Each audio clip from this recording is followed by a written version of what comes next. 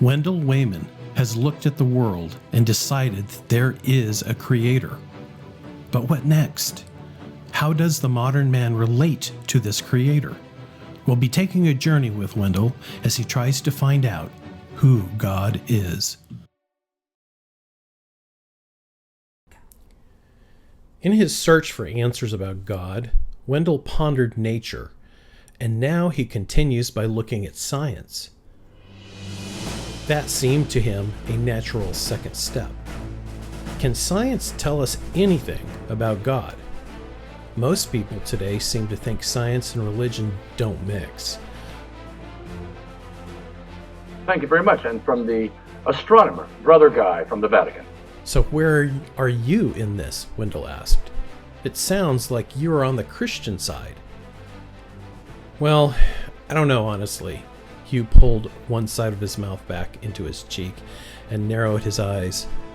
The Christian West sure made science popular. I mean, belief in a rational and orderly God was kind of necessary to start up science. But we took it from there, and now it's not necessary. Wendell, have you heard of the Higgs boson? Hugh asked. No. Well, they call it the God particle because it's what they believe is the particle that begats all other particles. Hugh's eyes gleamed. It's sound, Wendell. Sound. Sound waves birth everything. Like music is God. Wendell immediately thought about C.S. Lewis's book. Maybe it was in The Magician's Nephew where Aslan began the world with song. Pretty cool, Wendell thought. So Wendell decided to do some research, some scientific research, that could tell him about God. He found out that the genetic code was much more miraculous and complex than anyone ever thought. That things go on for seemingly infinity, both in the telescope and the microscope. That's kind of like God, infinity. Then he found out that writing and language couldn't have evolved like scientists had thought. So God still has his mysteries. After a few months of reading every book he could, he realized that scientists take all the amazing miracles of life and make them seem common and mundane.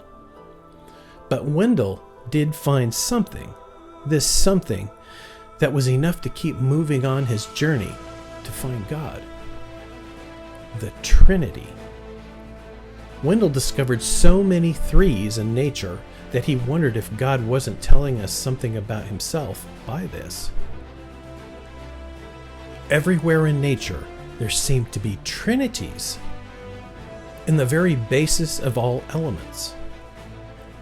Hydrogen is the first element in nature. Elementary particles are quark, lepton or an electron, and boson. If you have two quarks up and one down, it forms a proton. One up quark and two down forms a neutron. The proton, the electron, and the neutron form a whole atom.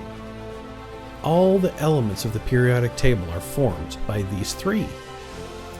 Three quarks form a subatomic particle, either a proton or electron. Light's primary colors are red, blue, and green. Phases.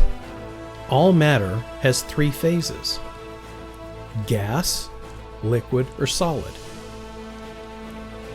Life. Plants, animals, and minerals. The human body has DNA, which is three nucleotides form an alphabet of life and is the building blocks of life in threes. Three subgroups of human life would be flesh, the soul, and the spirit.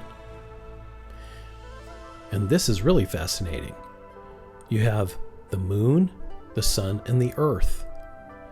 And when they are in perfect alignment, you have a solar eclipse that is perfectly the size and shape of the moon goes completely black perfectly in a perfect alignment of the three. You have space, time, matter. You have length, height, and depth. You have past, present, and future. Wendell didn't think this was proof, but it sure was compelling evidence. In fact, Wendell found so much in science that strongly suggested God and the nature of God that he knew it was time to move on. What he did know was that this scientific evidence was adding to the other criteria from the study of nature he had been doing earlier. That whoever or whatever could tell us about God would have to not pit science against God. They would know God is the basis of science. They couldn't reject science, and they would have to believe in miracles, because the more he learned, the more Wendell thought it was all miraculous.